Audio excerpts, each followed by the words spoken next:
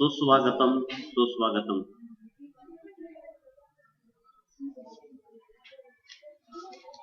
20 ते 14 सालच्या या न्यू पलटण शुगरवरच्या सार्वजनिक गणेशोत्सव मंडळाने जो अखंड 80 वर्षाचा हा वसा जोपासलेला आहे, या महान यशोगाथेचे व्याख्यानातील अंतिम पुष्प म्हटलं तरी चालेल आपण या ठिकाणी साकार करीत आहोत. या ठिकाणी पुण्यवंतांच्या यादीमध्ये ज्यांचं काहीतरी शिल्लक आहे, श्री गणेशाच्या कृपेनं ऐकण्याची ज्यांना बुद्धी होते तेच हे फक्त घेऊ शकतात. या जगामध्ये माणसं भरपूर असतात, पण ऐकणे इतकी पुण्याई नसते. किती ऐकलं, काय ऐकलं, या दोन भाग आहेत. मी अजून एक तोच मुद्दा पुन्हा सांगतो, कृपया लक्षात घ्या. सज्जनांच्या जगामध्ये सज्जनत्व ऐकण्यासाठी, चांगल्या गोष्टी ऐकण्यासाठी पुण्याईचीच गरज लागते. वाईट शब्द कानावर भरपूर पडत असतात, ते ऐकण्यासाठी कोणत्याही पुण्याईची गरज नसते. पण विधीने दिलेलं जे विधान आहे ते ऐकण्यासाठी कुठंतरी जन्मोजन्मींची पुण्य असावी लागते. आपण धन्य आहात, आपण धन्य आहात. हे विचार माझे नाहीत, प्राचार्य शिवाजीराव भोसले यांच्या प्रत्यक्ष व्याख्यानात मी ऐकलेले आहेत आणि त्यातील फक्त 1-2 वाक्य मी आपणास सांगितलेले आहेत. या ठिकाणी माझ्याकडे जे काम सोपवण्यात आलेलं आहे ते काम आहे आजच्या व्याख्यात्यांची ओळख करून देण्याचे. आजचे व्याख्याते श्री सुधीर शिवलिंग गाडे, साखरवाडी विद्यालयाला ज्यांचा अभिमान वाटेल अशी एक महान परंपरा 1944 सालापासून निर्माण झाली आणि 1944 सालापासून ही परंपरा निर्माण झाली. अनेकांच्या खांद्यावरची परंपरा जोपासली गेली. 1980 पासून या विद्यालयाशी माझा संबंध आहे. 80 पासूनची संस्कृती पाहिलेला विद्यालयाचे कदाचित मी एकमेव घटक असेल. या स्मृतींची चाळता पाने, या स्मृतींच्या मध्ये भारताच्या कानाकोपऱ्यामध्ये ज्यांनी या परिसराची कीर्ती पोचवली, यामध्ये या न्यू पलटण शुगर वर्क्स किंवा या कंपनीचं, या कारखान्याचे अनंत उपकार आहेत. पाठीमागे आपल्या कुटुंबियांशी जेव्हा गॅदरिंगच्या एका कार्यक्रमावरती बोलणे ऐकण्याचा योग आला, त्या व्यक्तींचं जे विचार ऐकलं त्याने फक्त एक वाक्य वापरलेलं मला आठवतंय, 25 ते 30 वर्षापूर्वीच. कृपया नम्र भाषेत सांगतो, हेच त्यांचे शब्द होते. साखरवाडी विद्यालय हे आमच्या कुटुंबाचा एक घटक आहे, ते वेगळं मानू नका. मला एक प्रश्न पडतो, कुठंतरी कोणती तरी अशी पुण्याई असते आणि या पुण्याईमुळं माणसं घडतात. मला रात्रीचं व्याख्यान अतिशय आवडलेलं आहे. परवाचं सुद्धा त्यानंतर अतिशय चांगलं होतं. जरा विषय लक्षात घ्या. संस्कार. ज्यांनी या ठिकाणी आपला ठसा उमटवला असा पाठीमाग आमचा एक माजी विद्यार्थी हरीश पाटणकर म्हणून 1-2 वर्षापूर्वी व्याख्यान देऊन गेला. साधारणतः 125 मिनिटं तो या ठिकाणी बोलला होता आणि त्यातून त्याच प्रकारची एक उत्तम संधी आजचे व्याख्याते, आमचे माजी विद्यार्थी या ठिकाणी पुन्हा एकदा घेऊन आलेले आहेत. आजचा विषय अप्रतिम सुंदर आहे. मला सावंत सरांच्याकडून काही आठवड्यापूर्वी सांगण्यात आलं होतं, या माणसाचा इतर अभ्यास जरा चर्चेतून जाणून घ्या. तो योग या क्षणापर्यंत आलेला नाही, कदाचित मी तो योग मिळवेन.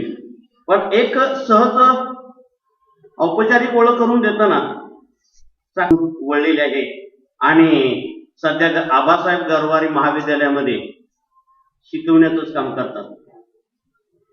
म्हणजे शिक्षण क्षेत्राची असलेली नाळ अध्ययन, अध्यापन, निष्पत्ती माणूस घडवते. आमच्या क्षेत्राचं एक वैशिष्ट्य आहे, सुरुवातीला येणारे डीएड हो, बीएड हो, नाही तर अजून इंजिनिअरिंग हो, ती कोरी पाठीच असते. जसे जसे आपटत आपटत शिक्षण घेत जातात त्यानंतर हळूहळू तत्वज्ञान सांगतात, अनुभव तेथे व्हावा शिष्टाचार, अनुभव तेथे व्हावा शिष्टाचार, नचलीच्या रिकामना पुढे. आणि अशा व्याख्यात्यांची ही नाळ शिक्षण क्षेत्राची आहे, म्हणजे भाषा अप्रतिम सुंदर असणारच आहे. एक असं जाणवलं की गेल्या वर्षी स्वामी विवेकानंद यांच्या 150व्या जयंतीनिमित्त आयोजित सार्धशती समितीच्या कार्यक्रमामध्ये त्यांनी सक्रिय सहभाग घेतलेला होता आणि उत्तम कार्य त्या ठिकाणी त्यांनी पार पाडलेलं आहे. महापुरुषांच्या जीवनावर अनेक ठिकाणी, इथंच नाही, महापुरुषांच्या जीवनावर आणि अनेक ठिकाणी त्यांनी व्याख्यानं दिलेली आहे.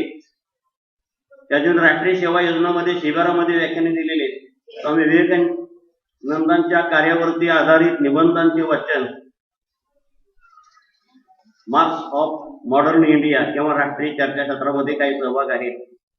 आणि माझं यंदाचं गुराळ मी असंच पुढे चालवणार नाही, कारण विवेकानंद म्हटल्यानंतर एक फक्त आपल्याला 1893 शिकागो धर्म परिषद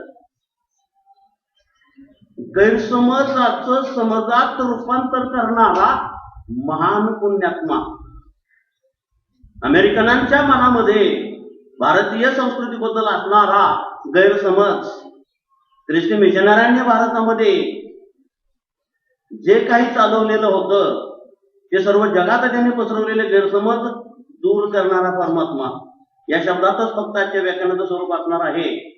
आणि सभेच्या प्रथेप्रमाणे आमचे आजचे अध्यक्ष माझे मित्र जयराम नाना भोसले या ठिकाणी अध्यक्ष म्हणून लाभलेले आहेत. कार्यक्रमाचा योग आज अतिशय उत्तम दिसतो आहे. या दोन्ही व्यक्तींचं मी अत्यंत मनापासून मंडळातर्फे स्वागत करतो आणि व्याख्यात्याला विनंती करतो, कृपया त्यांनी आपलं व्याख्यान सुरू करावं.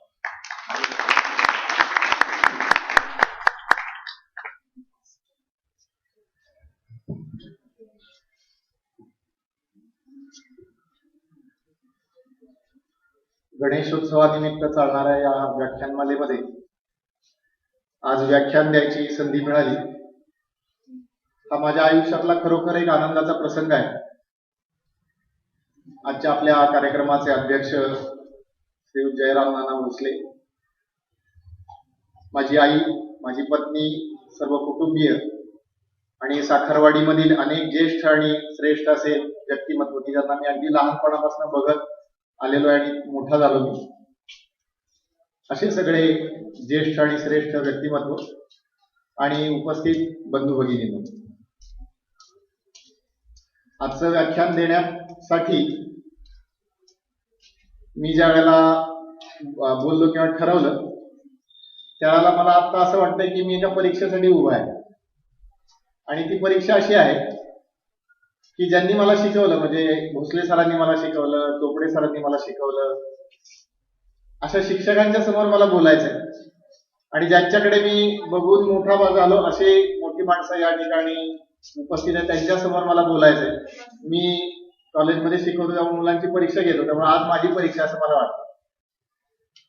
आणि परीक्षा दुसऱ्या अर्थाने अशी आहे की जो विषय आहे आजचा तो अत्यंत विस्तार ज्याचा होऊ शकतो, ज्याच्यावरती अनेक तासंतास बोललं तरी कमी पडू शकतं असा विषय आहे, तो एका ठराविक वेळामध्ये मांडणं, असं दोन अर्थाने माझी आजची परीक्षा असं मला स्वतःला वाटतं. परंतु ज्यावेळेला मी आज परीक्षेसाठी आपल्या समोर उभा आहे त्यावेळेला मला माऊलींचं, संत श्रेष्ठ ज्ञानेश्वर माऊलींचं एक वचन आठवतं. माऊली असं म्हणते की का बालक बुबडा बोली, का वाकुडा विचुका पावली, शोध करुणी माऊली रिझे जेवी. आपलं लहानचं लेकरू ज्या वेळेला पप्प करत बोलायला शिकतं, धडपडत चालायला शिकतं, त्यावेळेला आईला किती आनंद होतो, कारण आपलं लेकरू आहे. त्यामुळे मी स्वतः साखरवाडीचं लेकरू आहे. ही आत्मीयतेची भावना आपल्या सगळ्यांच्या मनात आहे आणि त्या आत्मीयतेच्या बळावरती माझं जे काही व्याख्यान होईल ते चांगलंच होईल असं शाबासकी आपल्या सगळ्यांच्याकडून मिळेल असं मला स्वतःला निश्चित वाटतं. त्यामुळे ही आत्मीयतेची भावना आपल्या सगळ्यांच्या मनामधली जी आहे त्याबद्दल मी अतिशय मनापासून कृतज्ञता व्यक्त करतो. आणि संयोजकांनी या ठिकाणी मला बोलण्याची संधी दिली त्याबद्दल अतिशय मनापासून माझी कृतज्ञता मी या ठिकाणी नोंदवतो. आजच्या व्याख्यानामध्ये मला 3 टप्प्यामध्ये बोलायचंय.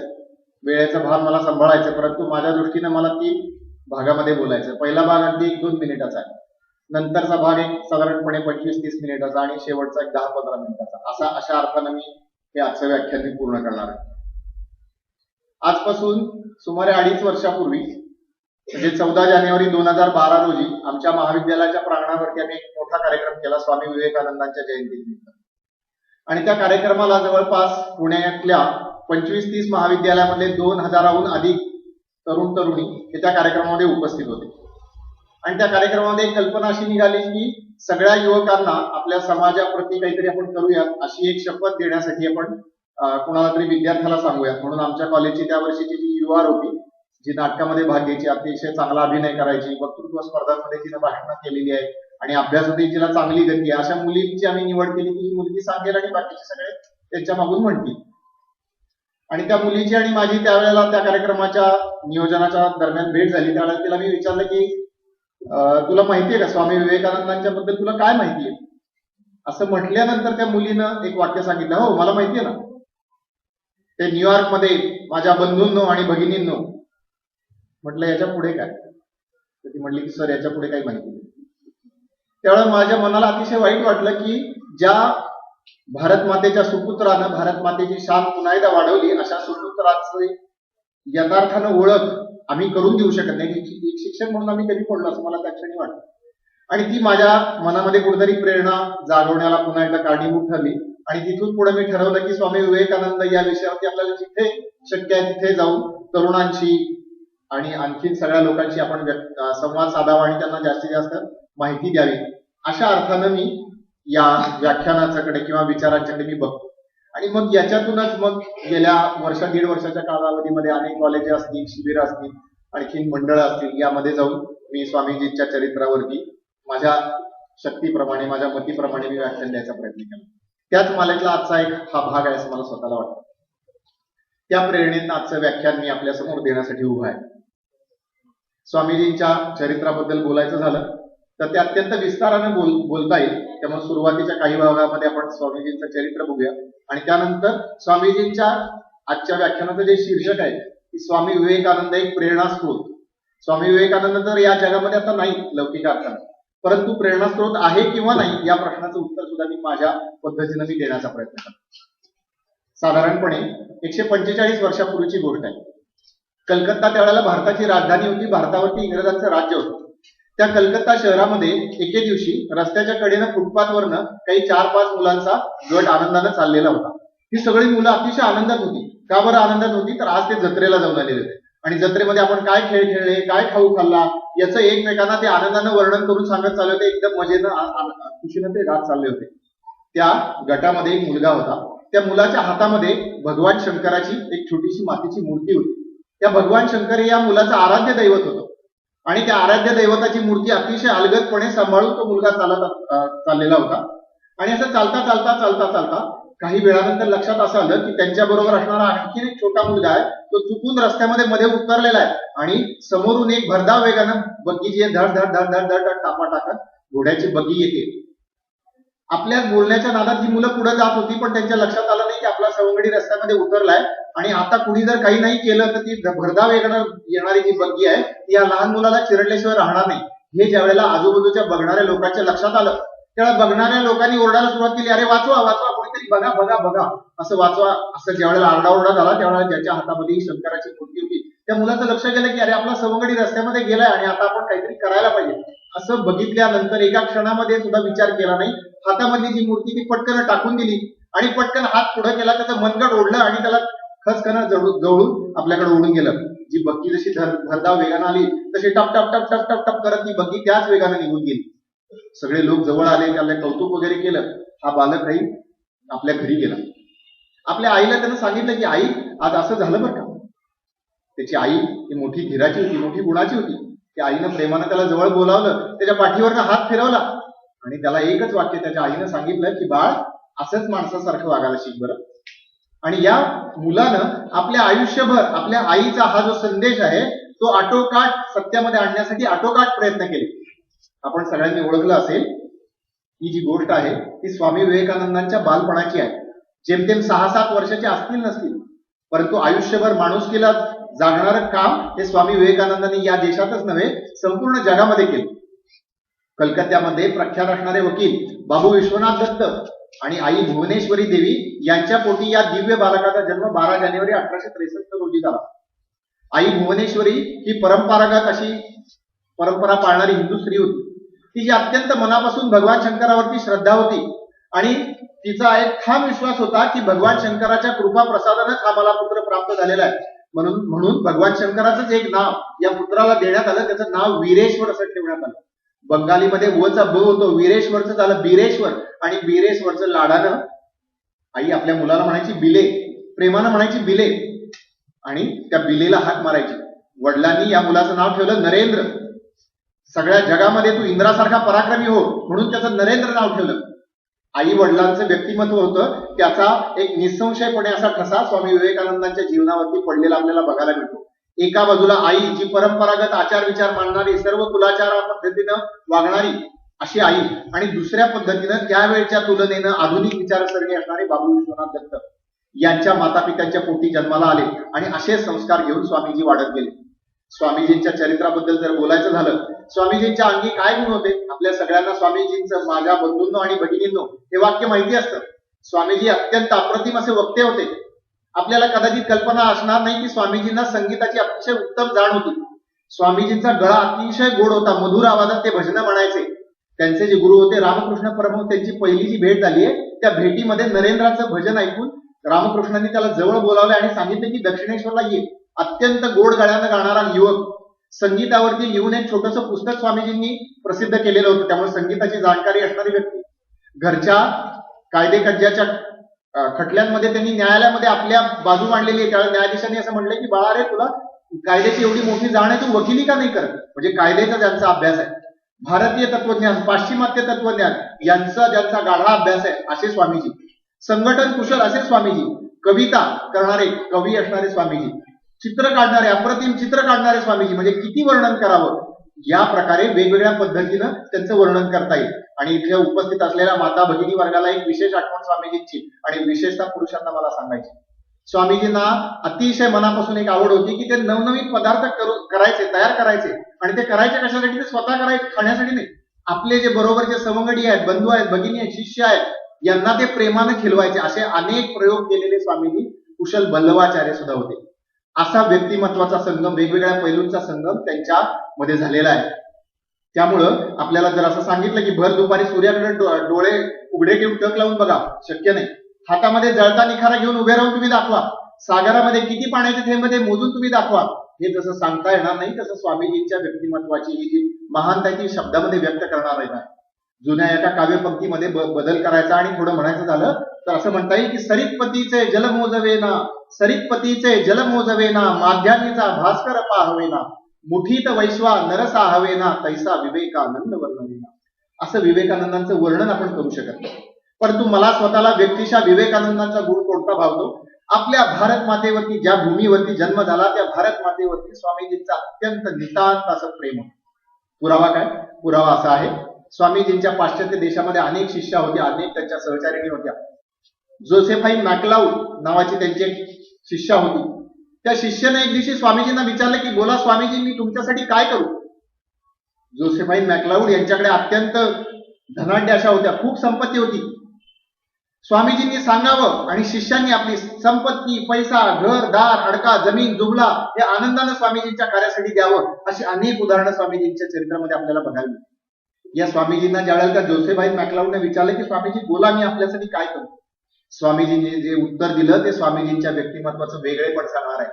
स्वामीजी असं म्हणतात की तू फक्त इतकंच कर की मी जेवढ्या तळमळीनं, जेवढ्या उत्कटतेनं भारत मातेवरती प्रेम करतो तेवढ्याच उत्कटतेनं तू भारत मातेवरती प्रेम कर, म्हणजे मला सगळं मिळालं. भारत मातेवरती प्रेम कर. कशासाठी प्रेम कर?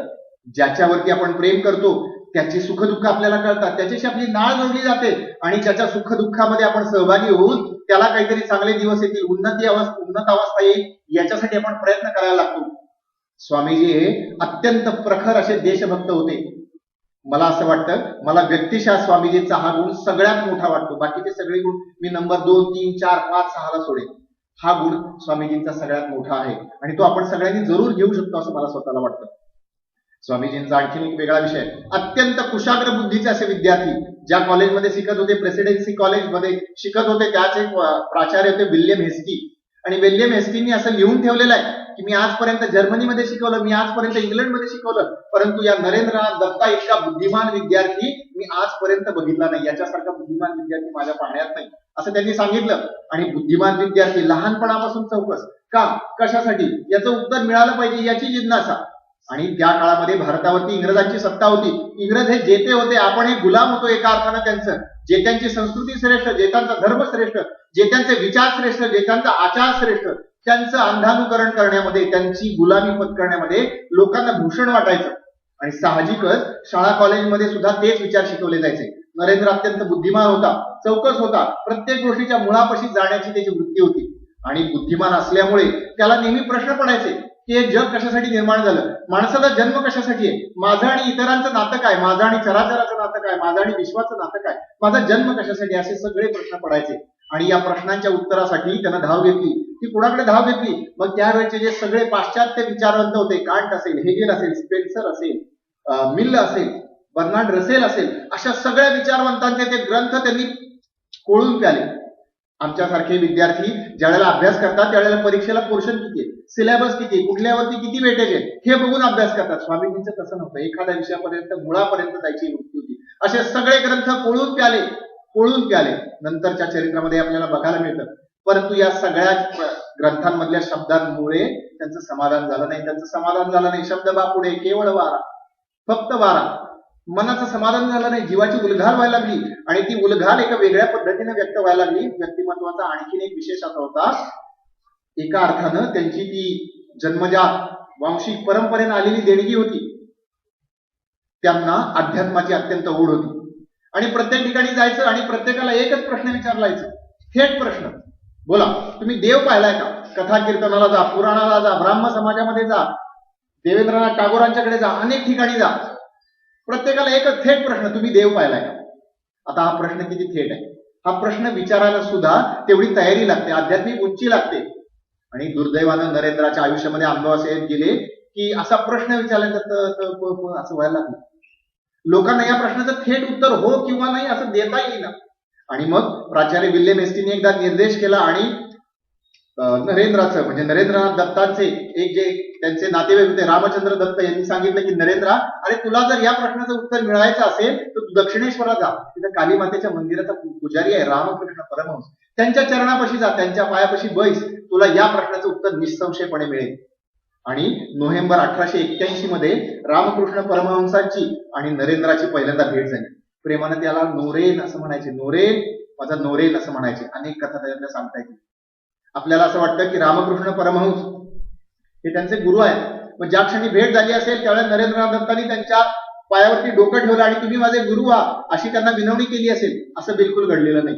नोव्हेंबर 1881 मध्ये ही भेट झाली गुरु शिष्याची आणि 15 ऑगस्टच्या मध्यरात्री 1886 साली रामकृष्ण परमहंसांचं देहावसान झालं. जवळपास 5-5.5 वर्षाचा हा या गुरु शिष्याचा सहवास.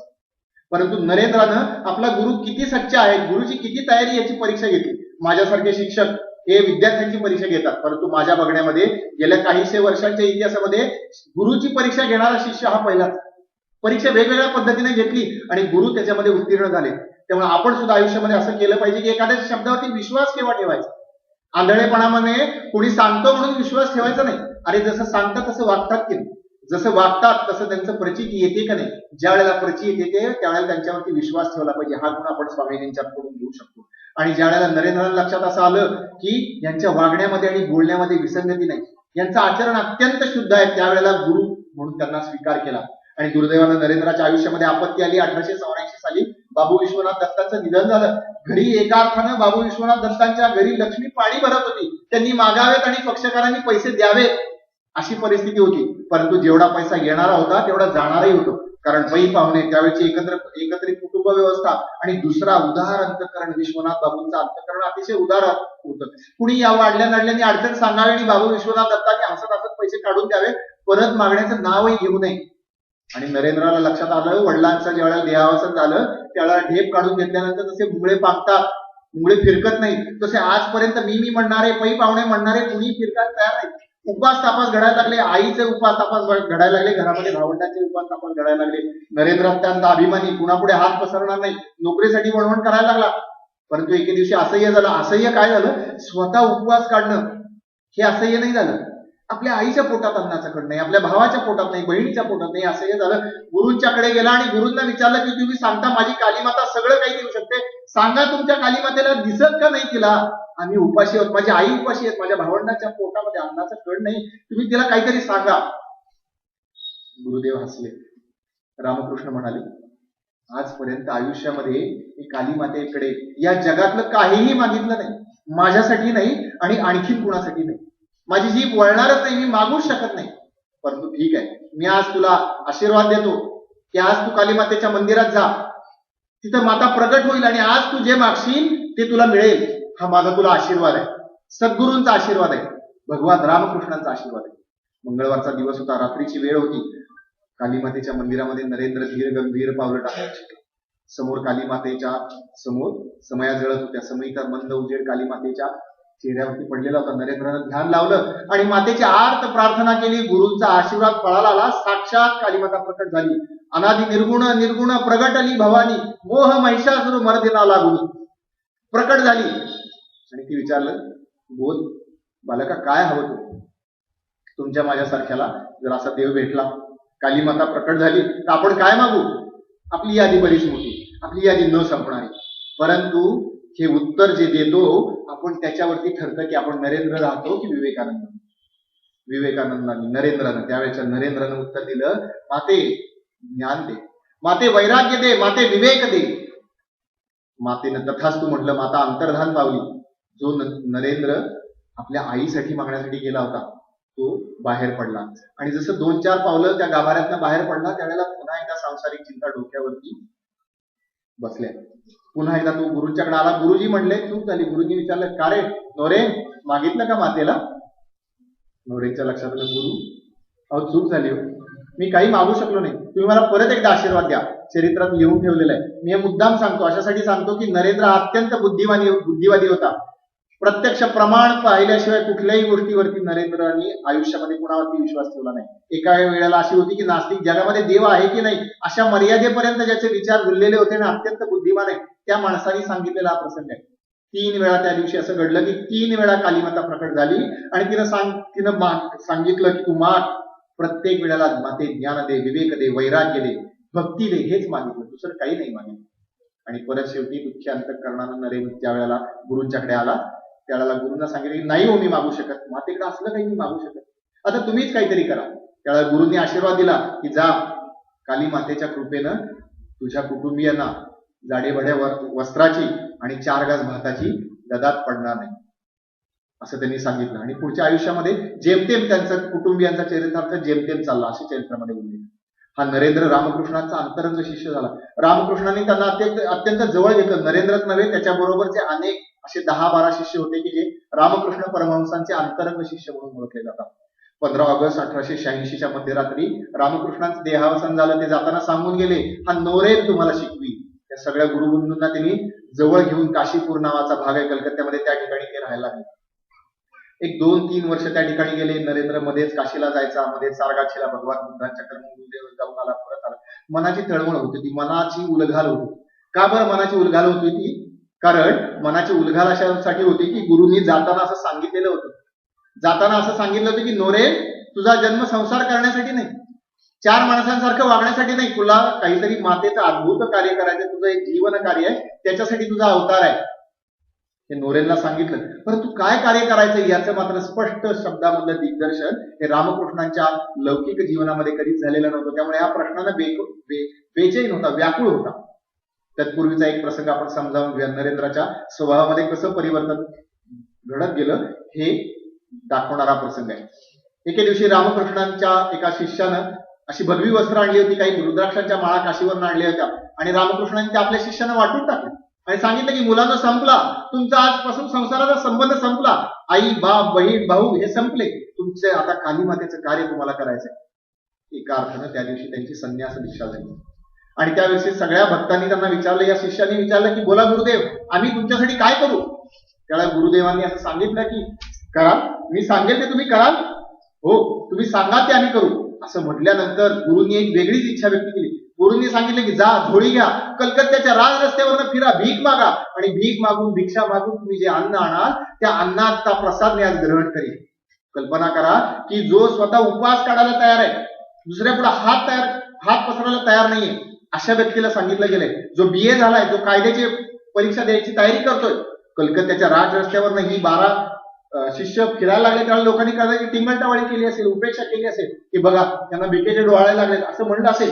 परंतु या या टीकेला उत्तर न देता त्यांनी अतिशय मनापासून निरभिमानानं भिक्षा मागितली. आणि रामकृष्णांच्या चरित्रामध्ये उल्लेख असा आहे की त्या दिवशी गुरुदेव अत्यंत आनंदित होते.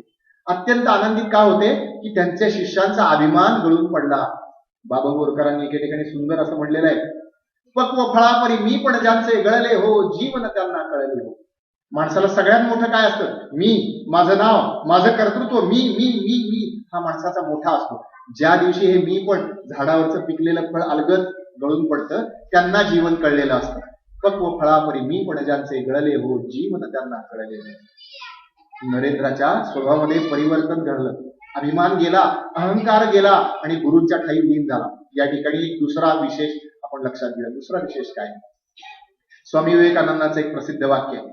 त्यांनी असं म्हटलं की तुम्हाला नेतृत्व करायचंय ना, तुम्ही पहिल्यांदा अनुयायी, चांगले अनुयायी होऊन दाखवा, नेतृत्व करण्याची क्षमता तुमच्यामध्ये आपोआप विकसित होईल. आणि नेत्यानं जे सांगितलं तसं बिना तक्रार शब्दशः तुम्ही आचरणात आणायला शिका.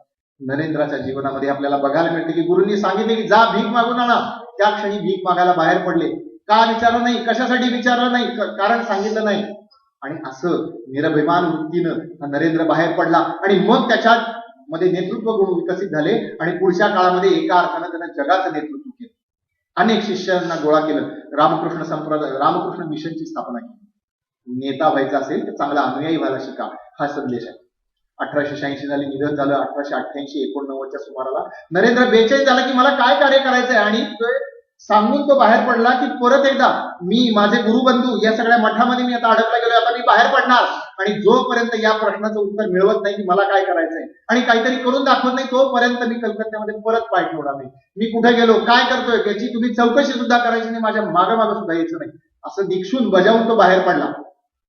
आणि खरंच पुढच्या जवळपास 8-9 वर्षामध्ये स्वामी विवेकानंदांचं कलकत्त्यामध्ये आगमन झालं नाही. परत आले ते 1897 साली, मार्च-एप्रिल मध्ये 1897 मध्ये स्वामीजी परत आले. बाहेर पडले त्यावेळेला कुठे गेले? राजे राजवाड्यांच्याकडे गेले. अलवारचे महाराज, जयपूरचे महाराज, खेतडीचे महाराज, पोरबंदरचे महाराज, कोल्हापूरच्या दरबारात सुद्धा स्वामी विवेकानंद गेल्याचे उल्लेख आहे. म्हैसूरचा जो नवाब होता त्याच्या मेहुण्यानं राजवाड्यामध्ये बोलवलं होतं. त्रिवेंद्र भोगांचा त्यांना लाभ मिळालेला आहे. परंतु काही दिवस असे निघाले की उपाशी पोटी रस्त्याच्या कडेला झोपावं लागले, जंगलामध्ये झोपावं लागले, रेल्वे स्टेशनवरती 3 दिवस उपास तपास काढलेले, कुणी जेवायला सुद्धा विचारलं नाही, असे पण दिवस आहेत. परंतु सगळ्या गोष्टीमध्ये त्यांचं चित्त स्थिर होतं. ध्येयासाठी भटकत जरी मी दूरदेशी फिरेन, ध्येयासाठी भटकत जरी मी दूरदेशी फिरेन, मी राजाच्या सदनी अथवा घोर राणी शिरेन, मी राजाच्या सदनी अथवा घोर राणी शिरेन, नेवो नेते जडत नुसया दूर देशास दैव, परी प्रिय राहो मम चित्ती ध्येय मूर्ती सदैव. ध्येय एकच होतं, गुरुजींचा आदेश तो अंमलात आणायचा. या अवस्थेला संन्यास म्हणजे अध्यात्माच्या परिभाषेमध्ये याला परिव्राजक अवस्था असं म्हणतात, की त्याला साक्षात्कार व्हायचा असतो. त्या परिव्राजक अवस्थेमध्ये स्वामीजींनी पूर्ण भारताची परिक्रमा केली. परिक्रमेमध्ये कुणापुढेही हात पसरलेला नाही. अनेक लोक त्यांना पैसे द्यायला तयार होते. स्वामीजींनी एकही रुपया कुणाकडूनही घेतले नाही. फक्त एकच ते मान्य करायचे की मला जर शक्य असेल तर रेल्वेचं तिकीट 3ऱ्या वर्गाचं ते काढून द्या, एवढंच. एकही रुपया घेतला नाही. या जीवनामध्ये अनेक असे प्रसंग आपल्याला बघायला मिळतील की ज्याच्यातून नरेंद्राचं विवेकानंदामध्ये रूपांतर झालं. या काळामध्ये स्वामीजी कुठे राहिले, त्यांनी काय केलं याची फारशी नोंद उपलब्ध नाही. परंतु काही प्रसंग असे लक्षात येतात की ज्याच्यामधून आपल्याला नरेंद्राचा विवेकानंद कसा झाला असेल हे आपल्याला लक्षात येतं. याच्यामधून आपल्याला ते समजायला येतं.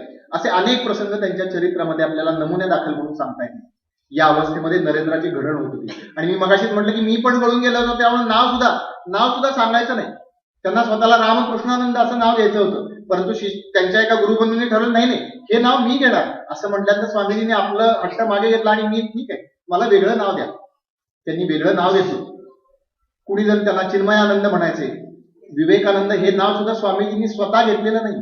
खेतडीचे महाराज जे होते अजित सिंह, त्यांनी सांगितले की गुरुजी आता तुमचा हा काळ संपलेला आहे, तो काळ संपल्यानंतर तुम्ही आता विवेकानंद हे नाव धारण करावं अशी मी तुम्हाला विनंती करतो. त्यावेळेला हे नाव घेतले. स्वतःच्या नावाचा सुद्धा मोह नाही. असा तो प्रवास. असे ते राजे राजवाड्यांच्याकडे फिरतायत. एक प्रसंग मी मुद्दाम सांगेन. पूर्वीचे संस्कार आपण जसं लहानपणापासून वाढत असतो तसं आजूबाजूचं वातावरण, एकूण आपली जडणघडण याच्यावरती कुठे ना कुठेतरी ते नकळत झिरपत असतं. ते झिरपलेलं झिरपू द्यावं.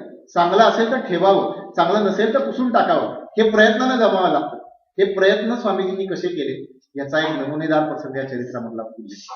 मी म्हणलं तसं की खेतडी, जयपूरच्या जवळ एक छोटंसं संस्थान आहे खेतडी नावाचं. तिथले अजित सिंह त्यांचे शिष्यच बनले. आणि स्वामीजी ज्या वेळेला शिकागो धर्म परिषदेला जाणार असं सांगितल्यानंतर ते अजित सिंह त्यांना जयपूर पर्यंत पोहोचवायला आलेले. आणि जयपूरला त्यांचा महाल आहे. त्या महालामध्ये त्यांनी असं सांगितलं की स्वामीजी आज तुमचं मनोरंजन करण्यासाठी मी जे राजनर्तिक आहे तिचं गायन तुमच्यासाठी ठेवतोय. स्वामीजींच्या मनामध्ये प्रश्न निर्माण झाला की अरे मी घरदार सोडलं, आईला सोडलं, भावंडांना सोडलं, मठ सोडला, मंदिर सोडलं, नाव सोडलं, कशासाठी? आणि ही जिचा चरितार्थ या गाण्या बजावण्यावरती चालतो, गाणं बजावणं करून जी आपलं पोट भरते, अशा एका नर्तकीचं, एका गायिकेचं मी गाणं ऐकायचं, गणिकेचं मी गाणं ऐकायचं. स्वामीजींनी सांगितलं की नाही, मी नाही तुझं गाणं ऐकू शकणार. हा निरोप अजित सिंहांनी त्या नर्तिकेजवळ पोहोचवला. मला स्वतःला असं वाटतं की ती नर्तिका सुद्धा अत्यंत श्रेष्ठ अशी स्त्री असली पाहिजे. नर्तिकेला ज्या वेळेला हा निरोप पोहोचला की ज्यांच्यासाठी आपल्याला गाणं म्हणायचं, तेव्हा महापुरुषालाच आपलं गाणं ऐकायची इच्छा अत्यंत कळवळली. आणि कळवळलेल्या हृदयानं तिनं संत सूरदासांचं अत्यंत प्रसिद्ध पद गायला सुरुवात केली.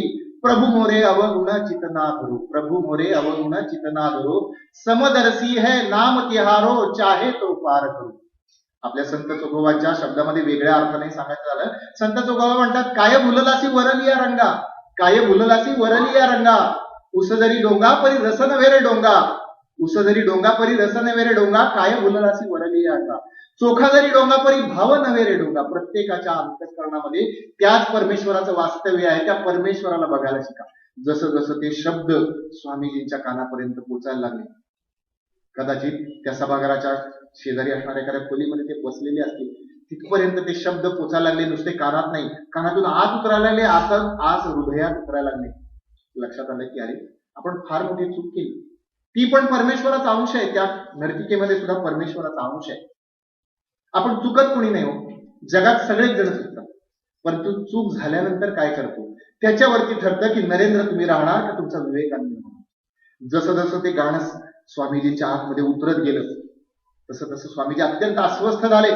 आणि जसं गाणं संपलं तसं ते लगबगीनं उठले, जवळ गेले, त्या नर्तिकेजवळ हात जोडून उभं राहिले आणि त्यांनी सांगितलं की माते तू मला माफ कर, तुझ्या मध्ये असलेल्या परमेश्वराला मी बघू शकलो नाही, माझ्यातून फार मोठी चूक झाली, माते तू क्षमा कर, मला उदार अंतःकरणाने तू क्षमा कर, मी बालक आहे तुझा, मला तू क्षमा कर. हा प्रसंग स्वामीजींच्या मनावरती कायमचा कोरला गेला.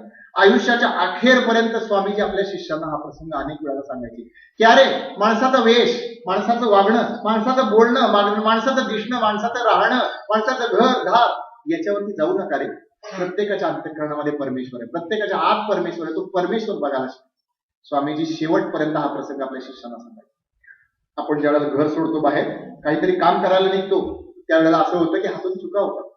त्यामुळे असं म्हणावं असं वाटतं की कदाचूक कार्यात हातून झाली, कदाचूक कार्यात हातून झाली, अशी बांधवाने तुला दाखविली, तरी ती चुकी मान्य आहे म्हणावे, तरी ती चुकी मान्य आहे म्हणावे, न एका धरून कधीही बसावे. स्वामीजी एका धरून बसले नाहीत, आपली चूक मान्य केली. आणि हा नरेंद्राचा विवेकानंद होण्याचा प्रवास एका अर्थाने कन्याकुमारीला पूर्ण झाला. कन्याकुमारी भारताचे टोक, ज्या ठिकाणी बसल्यानंतर आपण जर डोळे मिटले आणि कल्पना केली तर आपल्याला कल्पना अशी करता येते की साक्षात भारत माता आपल्या समोर येईल. आणि ती भारत माता सांगते की बघा, अरे माझ्याकडे बघा, माझी दुःख बघा, माझ्या वेदना बघा. स्वामीजी गरिबांच्या झोपडीमध्ये राहिले, लोकांना लिहायला वस्त्र नाही, खायला अन्न नाही, प्यायला पाणी नाही, राहायला घर नाही, अशा अनेक कुटुंबांच्या मध्ये स्वामीजी राहिले. भारताचे अनेक संतान, स्त्री पुरुष आज दुःखामध्ये तळमळत आहेत. त्यांच्यासाठी मला काय करता येईल, त्यांच्यासाठी मला काय करता येईल, हाच प्रश्न छळत होता. स्वामी ज्यावेळेला कन्याकुमारीला पोहोचले, खिशामध्ये 1 रुपया नव्हता. नावाड्यांना सांगितले की अरे मला घेऊन चला, मला तिथे जाऊन दर्शन घ्यायचं, मला तिथे ध्यान करायचं. नावाडी म्हटले अरे गोसाड्या पैसे आहेत का खिशामध्ये, तर बोल पैसे नाहीयेत असं म्हटलं तर जा. हुसकावलं तिथून. स्वामीजींनी विचार केला नाही, उमरेचं सोडलं, डोक्याला गुंडाळलं, त्या सागरामध्ये उडी टाकली आणि स्वामीजी त्या ठिकाणी पोहोचले. आणि नोंद आहे 3 दिवस स्वामीजी, दिवसही आपल्याला लक्षात घ्यायला पाहिजे. 25 डिसेंबर, 26 डिसेंबर, 27 डिसेंबर 1892 हे 3 दिवस, पूर्ण दिवस आणि पूर्ण रात्र स्वामीजी त्या ठिकाणी बसलेले होते. डोळे मिटलेले होते परंतु दृष्टी उघडलेली होती. डोळे मिटलेले होते परंतु दृष्टी उघडलेली होती. दृष्टी उघडलेली होती आणि ती सांगत होती की अरे गुरूंचा हाच आदेश आहे. अरे उपाशी पोटी कसं भजन करायला सांगता, माणसाच्या आयुष्यामध्ये काहीतरी चांगला बदल होईल याच्यासाठी काहीतरी कल्पना करा. आणि मग 3 दिवसाचं ती ध्यानावस्था स्वामीजींच्या जीवनामधली एक विशेष अवस्था आहे असं मला स्वतःला वाटतं. तिथं परिवर्तन पूर्ण झालं. नरेंद्राचा आता खऱ्या अर्थानं विवेकानंद झाला. आणि स्वामीजींनी तिथून बाहेर पडल्यानंतर आपल्या गुरुबंधूंना पत्र लिहिलंय, ते उपलब्ध आहे.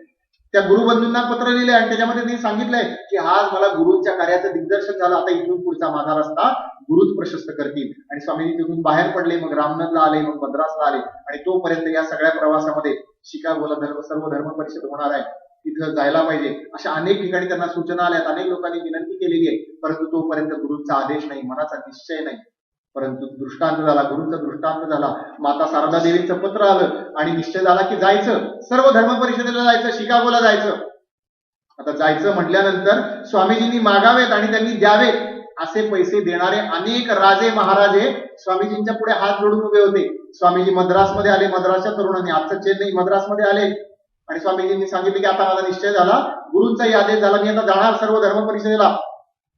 परंतु मी जाणार तो कुणाही राजा रजवाड्याचा प्रतिनिधी म्हणून नाही, मला जे जायचंय ते सामान्य माणसाचा प्रतिनिधी म्हणून जायचंय. मी जावाशी जर तुमची इच्छा असेल ना तर जा, घरोघर जा, लोकांना सांगा की आपला प्रतिनिधी पाठवायचा, लोकांना जाऊन आवाहन करा, त्यांच्याकडून पैसे गोळा करा, सामान्य जनतेचा प्रतिनिधी म्हणून मला जायचंय. त्यामुळे आपण लक्षात ठेवलं पाहिजे की स्वामीजी जे प्रतिनिधी आहेत ते सामान्य जनतेचे आहेत, सर्वसामान्यांचे आहेत, सगळ्यांचे प्रतिनिधी आहेत. आणि इतिहासामध्ये नोंद आहे, चरित्रामध्ये नोंद आहे, शिष्यांनी घरोघर जाऊन पैसे गोळा केले आणि मग पुढचा कार्यभाग प्रशस्त झाला.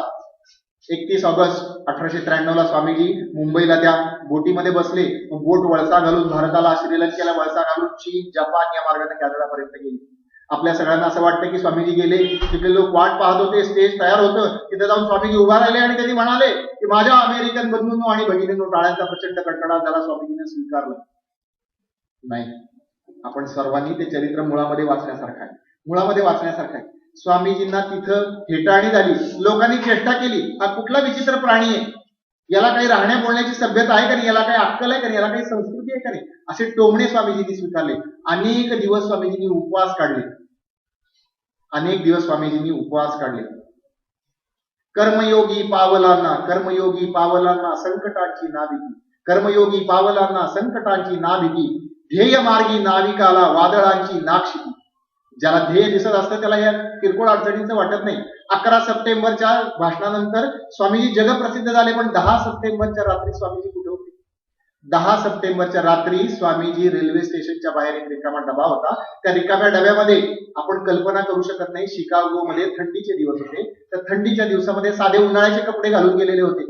थंडीच्या दिवसामध्ये 0च्या खाली तापमान जातं. आपल्या इथं साधारणपणे 10, 11, 12 सेल्सिअस तापमान गेलं तर आपल्याला किती थंडी वाजते. 0च्या खाली तापमान गेले, तिथे राहिले आणि वैतागून बाहेर पडले की आता काहीतरी होईल. परंतु श्रद्धा होती, मातेवरती श्रद्धा होती, गुरूंवरती श्रद्धा होती. त्या मेरी हेलचा परिचय झाला. त्यांनी त्या सर्व धर्म परिषदेमध्ये गेले आणि आपल्याला ते सगळं विख्यात भाषण माहितीये. माझ्या बंधूंनो आणि भगिनींनो, 4 शब्दामध्ये स्वामीजींनी जिंकलं. शब्दांनी माणसं जिंकता येतात का? विचार करा, शब्दांनी माणसं जिंकता येतात. नुसता शब्दांचा फुलोरा केला की माणसांना बरं वाटतं का? थोडा वेळ बरं वाटेल. शब्द हे ओठातून आले का पोटातून आले याच्यावरती ठरतं की त्या शब्दांचा प्रभाव काय. स्वामीजींचे शब्द हे हृदयातून आले होते, पोटातून आले होते आणि त्याच्यातून निर्माण झालेली कंपन त्या हजारो अमेरिकन स्त्री पुरुषांच्या हृदयाला जाऊन भिडली आणि ती भिडल्यामुळे त्यांना असं वाटलं की हा आपलाच बंधू आहे. मग स्वामीजींना स्वीकार. स्वीकारलेला आहे. आपल्याला ते एक भाषण माहिती असतं. आणखीन स्वामीजींची सर्व धर्म परिषदेमध्ये भाषणं झाली. एका भाषणाचा मी उल्लेख करेन आणि पुढे जाईल.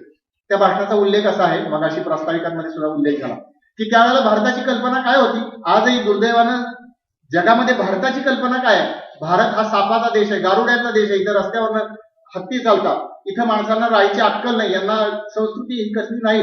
हे लोक मूर्तीपूजक आहेत, यांच्या लहान मुलांना मगरीच्या तोंडी देतात. अशा प्रकारच्या सर्व प्रकारचे गैरसमज जे पोटभरू लोक होते, धर्मप्रसारक होते, त्यांनी पसरवलेले होते. त्यांना ठणठणीत उत्तर स्वामीजींनी दिलं. 19 सप्टेंबरला स्वामीजींचं जे भाषण आहे ते आपण जरूर वाचलं पाहिजे. त्या भाषणामध्ये स्वामीजींनी थेट प्रश्न केला. समोर शेकडोचा जनसमुदाय होता. त्यांनी प्रश्न विचारला, बोला, तुमच्यापैकी किती जणांनी आमच्या धर्मशास्त्रांचं वाचन केलंय, कृपया हात वरती करा. सगळ्या भरलेल्या सभागृहामध्ये जेमतेम 4-5 हात वरती आलेले नसतील. आपण स्वामीजींचा आत्मविश्वास बघा. स्वामीजी थांबले. स्वामीजी म्हणाले की अरे आमच्या शास्त्रात काय सांगितलं हे तुम्हाला माहिती नाही, तरी सुद्धा तुम्ही आमच्यावर टीका करता. मी तुम्हाला भाकरी मागायला आलोय, तुम्ही आम्हाला दगड देताय. स्वामीजींनी कठोर शब्दामध्ये त्यांना धिक्कारलेलं आहे. असं स्वामीजींनी आपलं तत्वज्ञान त्यांच्यापर्यंत पोहोचवलं. 15 जानेवारी 1897ला स्वामीजी कोलंबोमध्ये उतरले आणि तिथपासून जवळपास 1.5-2 वर्ष स्वामीजींचा पूर्ण भारतभूमीमध्ये प्रवास झाला. हा अभूतपूर्व प्रवास होता. अभूतपूर्व स्वागत सगळीकडे झालं. लोकांना अत्यंत आनंद झाला. गुलामगिरीनं जी पिचलेली मनं होती, त्या पिचलेल्या मनांमध्ये एक प्रेरणा जागी झाली की होय, आमच्या पूर्वजांचं संचित महत्वाचं आहे. आमच्या पूर्वजांनी जो विचार मांडला, आमच्या पूर्वजांनी जो आचार दिला, आमच्या पूर्वजांनी जे तत्वज्ञान सांगितलं, ते आजही निसंशयपणे श्रेष्ठ आहे. त्याचं आचरण आम्ही करू शकतो, जगामध्ये आम्हाला मान मिळू शकतो, याचा प्रत्यय सगळ्यांना आला. लोकांना स्वामीजी काय बोलले हे माहिती नव्हतं, परंतु त्यांना एकच माहिती होतं की कुणीतरी आपल्या देशातला साधू गेला आणि त्यांना असं मोठं काम करून दाखवलं, आपल्या भारताची मान उंचावली. अनेक ठिकाणी हजारोंच्या संख्येनं लोक स्वामीजींना भेटायला आले. रामनाथच्या महाराजांनी तर घोडे, ज्या रथातून स्वामीजींची मिरवणूक निघाली होती, महाराज म्हटले की अरे घोडे सोडा, घोडे कशाला पाहिजे, या महापुरुषाला आपण स्वतः ओढलं पाहिजे. आपण कल्पना करू शकत नाही, महाराज स्वतः प्रजेबरोबर रथ ओढायला लागले. मद्रासला पुन्हा तोच किस्सा घडला. अनेक ठिकाणी रेल्वेच्या रुळावरती लोक आडवे पडले की अरे 2 मिनिटं तरी या महापुरुषाचं आम्हाला दर्शन घेऊ द्या. असं अभूतपूर्व स्वागत स्वामीजींचं झालं. आपल्या सगळ्यांच्या अत्यंत सुदैवानं स्वामीजींचे एक शिष्य होते, गुडविन नावाचे, फेथफुल गुडविन असं त्यांना म्हणायचे, विश्वासू गुडविन. त्यांनी ही सगळी भाषणं स्वामीजींची शब्दशः लिहिलेली, लघुलिपिक होते, स्टेनोग्राफर होते, शब्दशः सगळी भाषणं दिली. आणि मला स्वतःला असं वाटतं की ही भाषणं जी आहेत ती आपण मुळातनं वाचण्यासारखी आहेत. अमेरिकेत केलेली भाषणं, इंग्लंडमध्ये केलेली भाषणं आणि भारतात केलेली भाषणं, त्या दोन्हीचा सूर वेगळा आहे. स्वामीजींनी संदेश दिला भारताला, तो संदेश याच्यामध्ये दिलेला आहे. स्वामीजींनी काय बरं संदेश दिला. स्वामीजींनी सांगितलं की आपल्याला कमी आहे ती आत्मविश्वासाची आहे. स्वामीजी असं म्हणतात की अरे आजपर्यंतचा धर्म असं म्हणत होता की तुमचा ईश्वरावरती विश्वास नसेल तर तुम्ही नास्तिक आहात. आजचा धर्म असा म्हणतो की तुमचा जर स्वतःवरती विश्वास नसेल तर तुम्ही नास्तिक आहात. स्वतःवरती विश्वास ठेवायला शिका, कारण आपण पुत्र आहोत, ते अमृताचे आहोत. लेचे पैचे तरुण हे बघितलं की स्वामीजींना असं वाटायचं की यांच्या हातून काय होणार. स्वामीजी असं म्हणायचे की मला हवेत लोखंडी स्नायू, मला हवेत पोलादाचे मज्जातंतू, मला हवेत सळसळणारं रक्त, आणि हे युवकच पुढे येतील आणि माझं कार्य पूर्ण करतील. दुर्दैवानं आपल्या देशामध्ये परंपरामध्ये, रूढीमध्ये, शास्त्रात रूढीर बरी अशी असं झाल्यामुळे अनेक रूढीच्या पगडा समाजावरती चुकीच्या, निसंशयपणे चुकीच्या रूढी होत्या. स्वामीजींनी अत्यंत कठोर शब्दामध्ये धिक्कार केलाय. स्वामीजी म्हणतात अरे हे वेड्यांचे इस्पितळ आहे की काय, असं तुम्ही वागता, माणसाशी तुम्ही असं वागता. अशा कठोर शब्दामध्ये स्वामीजींनी या चुकीच्या रूढींमध्ये धिक्कार केलाय. परंतु स्वामीजींनी दिग्दर्शन आपल्याला केलंय. स्वामीजींनी दिग्दर्शन असं केलेलं आहे. स्वामीजी असं म्हणतात की आपल्या पुढे एकच ध्येय असलं पाहिजे, संपूर्ण जगावरती संपूर्ण विजय, हेच एक ध्येय आपल्या डोळ्यासमोर असलं पाहिजे. आणि हा विजय शस्त्राच्या बळावर नव्हे, तर हा विजय शास्त्राच्या बळावर आहे. आध्यात्मिकतेच्या विचारांनी आपल्याला जग जिंकायचं आहे. आध्यात्मिकते विचार आपण सगळ्या जगामध्ये पसरूयात आणि त्या विचारांच्या आधारावरती आपण जगामध्ये पुन्हा एकदा भारत मातेला स्थान देऊया. जे बांधव आपले भुकेले त्यांच्या पोटामध्ये अन्न येईल याच्यासाठी आपण काहीतरी खटपट करूया. स्वामीजींची भाषणाचं एक पुस्तक मी आणलं, त्याच्यातली निवडक 5 भाषणं त्याच्यामध्ये आहेत, सहस्त्रकाचे हात म्हणून. त्याच्यामध्ये ही भाषणाचा हा सगळा संदेश आपल्याला वाचायला मिळतो. सांगणारे पुष्कळ आहेत, करणारे. दुर्दैवानं आपल्या देशामध्ये मधल्या काळामध्ये असं झालं की जे साधू संन्यासी होते, मला त्यांच्याबद्दल अत्यंत आदर आहे, परंतु दुर्दैवानं अध्यात्माचा आणि व्यवहाराचा संबंध संपला. रोकडा व्यवहार सांगणारे तुकोबारा याच भूमीमध्ये होऊन गेले, परंतु परमार्थाचं आणि संसाराचं नातं सुटलं. स्वामीजींनी सांगितलं की अरे काहीतरी कौशल्य विकसित करा, यांना शिक्षण द्या, चांगलं शिक्षण द्या, असं स्वामीजींनी संदेश दिला. आणि स्वामीजींचं शिक्षण आपण ज्यावेळेला म्हणतो त्यावेळेला स्वामीजी असं म्हणतात, शिक्षण कोणतं, स्वामीजी असं म्हणतात की education is the manifestation of the perfection which is already existent in the man. म्हणजे तत्वतः प्रत्येक व्यक्ती परिपूर्ण आहे, त्या परिपूर्णतेचं प्रकटीकरण म्हणजे शिक्षण. प्रत्येक व्यक्ती परिपूर्ण आहे, प्रत्येक व्यक्ती ईश्वराचा अंश आहे, त्याचं प्रकटीकरण म्हणजे शिक्षण. नुसतं मला नोकरी मिळेल, मला व्यवसाय करता येईल, हे शिक्षणाचा अर्धा उपयोग झाला. अरे तुला तुझी ओळख झाली का, तुझं ईश्वराशी काही नातं जुळलं का, हे आध्यात्मिकतेचे शिक्षण महत्वाचं. म्हणून मी असं म्हटलं की स्वामीजींच्या चरित्रामध्ये पुढे काय दिसतं. स्वामीजी लोकांना नुसते सांगून थांबले नाही. ज्यावेळेला कलकत्त्यामध्ये पोहोचले 1897, आपल्याला माहिती 22 जून 1897 महाराष्ट्राच्या इतिहासात न विसरता येणारी तारीख आहे. प्लेगचा धुमाकूळ कलकत्त्यामध्ये सुद्धा होता. स्वामीजीने असं सांगितलं की शिष्यांना, अरे बंद करा ते स्तोत्र, बंद करा ते पूजापाठ, बंद करा ते वेदांचं अध्ययन, चला बाहेर पडा, लोकांच्या जवळ जा, त्यांना अन्न वाटा, त्यांना वस्त्र द्या, त्यांना निवारा द्या, त्यांची शुश्रूषा करा. स्वामीजी स्वतः अनेक सेवावस्थांमध्ये झोपडपट्ट्यांमध्ये गेले आणि आपल्या शिष्याला कामाला लावलं, औषधं घेऊन वाटवली. एक दिवस वेळ अशी आली की जवळचा पैसा सगळा संपला. दुर्दैवानं असं होतं की समाज आपल्याला पैसा देतो समाजाच्या कार्यासाठी, पण काही दिवसानंतर समाजापेक्षा आपल्या संस्थेची पाठी मोठी होती. स्वामीजी म्हणाले की अरे ती मठासाठी जमीन घेतली ती विकून टाका, कशाला, आपल्याला आपण संन्यासी आहोत, आपण झाडाखाली झोपू शकतो, ते विकून टाका, पैसे उभे करा आणि लोकांना आपण अन्न देऊया, वस्त्र देऊयात, औषधं देऊयात. पण स्वामीजींच्या सुदैवानं अनेक दाते पुढे आले आणि स्वामीजींना धन मिळालं. परंतु समाज हा सगळ्यात श्रेष्ठ आहे, हा संदेश स्वामीजींनी दिला. स्वामीजींच्या मनामध्ये तळमळ होती, ते व्यक्त करणारा एक प्रसंग स्वामीजींच्या चरित्रामध्ये नमुनेदार आहे. तो प्रसंग असा आहे की पंजाबमध्ये सखाराम गणेश देऊसकर नावाचे एक मराठी गृहस्थ राहत होते आणि त्यामध्ये पंजाबमध्ये राहून ते हितवादी नावाचं एक दैनिक चालवत होते. त्या दैनिकाचे ते संपादक होते आणि जशी स्वामीजींची दिगंतात कीर्ती पसरली तसे त्या दिवशी ते देऊसकर जे आहे ते स्वामीजींना भेटायला आले. त्यांच्याबरोबर एक व्यक्ती होती, ती पंजाबमधली होती आणि 1897-98 हाच तो सगळा काळ आहे. दुर्दैवानं देशामध्ये सगळीकडे दुष्काळ होता आणि स्वामीजींनी तुम्ही पंजाबमधनं आलाय असं ऐकल्यानंतर त्यांनी विचारलं तिथल्या माणसाची स्थिती कशी, तिथल्या माणसांना प्यायला पाणी मिळतं का नाही, त्यांना अन्नाची व्यवस्था कोणी केली आहे का नाही. ह्या चर्चेमध्ये अर्धा तास पाऊण तास सगळं निघून गेलं. आता हे जे लोक आलेले होते, जाताना त्या देऊसकरांचा जो जोडीदार होता तो म्हणला की आज माझी फार निराशा झाली, देवाधर्माचं काहीतरी परमेश्वराचं ते ऐकायला मिळेल म्हणून मी इथे या ठिकाणी आलो आणि हे काय लोकांना अन्न द्या, पाणी द्या, वस्त्र द्या, हे काय. स्वामीजींनी आपल्या हृदयातले उपकार प्रकट केले.